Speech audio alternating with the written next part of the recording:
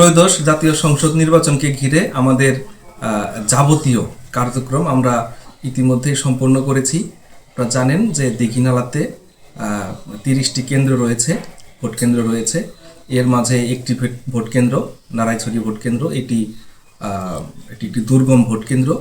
দুর্গম ভোট কেন্দ্র হওয়ার কারণে ভোটের কয়েকদিন আগে এটা একটা হেলিসর্টি কেন্দ্র, এটা হেলিকপ্টার সহায়তার মাধ্যমে আমরা এই কেন্দ্রের নির্বাচনী ভোট গ্রহণকারী কর্মকর্তা, আইন শৃঙ্খলা রক্ষাকারী বাহিনী এবং ভোটের সরঞ্জামাদি আমরা এখানে প্রেরণ করতে হয়। 2 দিন আগেই এই কার্যক্রমটি সম্পন্ন করেছি। এর বাইরে 29টি ভোট কেন্দ্র এই দীঘিনালাতে রয়েছে।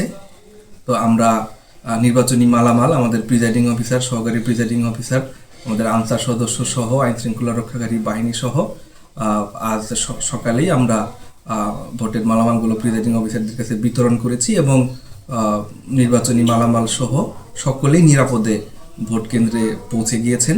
তো আমাদের যে ঝুঁকিপূর্ণ কেন্দ্রগুলো রয়েছে সেই ঝুঁকিপূর্ণ কেন্দ্রগুলোতে নিরাপত্তার জন্য আমরা বিশেষ নজরদারি রাখছি। এরই অংশ হিসাবে প্রতিটা ঝুঁকিপূর্ণ কেন্দ্রেই সিসিটিভি ক্যামেরা স্থাপন করা হয়েছে। এছাড়াও আমাদের বিজিবি, আমাদের আর্মি এবং বাংলাদেশ পুলিশ তারা বিশেষভাবে নজর রাখছে। টানা তৃতীয়বার অর্জন করেছে দেশের সেরা সুপার ব্র্যান্ড স্বীকৃতি বসুন্ধরা টিস্যু। পানছড়ি উপজেলা অধিক ঝুঁকিপূর্ণ কেন্দ্র রয়েছে 16টি এবং গুরুত্বপূর্ণ কম ঝুঁকিপূর্ণ কেন্দ্র রয়েছে 9টি। এই ঝুঁকিপূর্ণ কেন্দ্রের জন্য আমাদের আইন শৃঙ্খলা বাহিনী, বিজিবি, আর্মি এবং কি বলে আনসার বাহিনী সম্পূর্ণ প্রস্তুত আছে ঝুঁকিপূর্ণ কেন্দ্রগুলোতে আইন শৃঙ্খলা সমন্বয় রাখার জন্য। মালামাল সব সঠিকভাবে বুঝে পেয়েছি এবং কিছুক্ষণ পর আমরা রওনা দিব।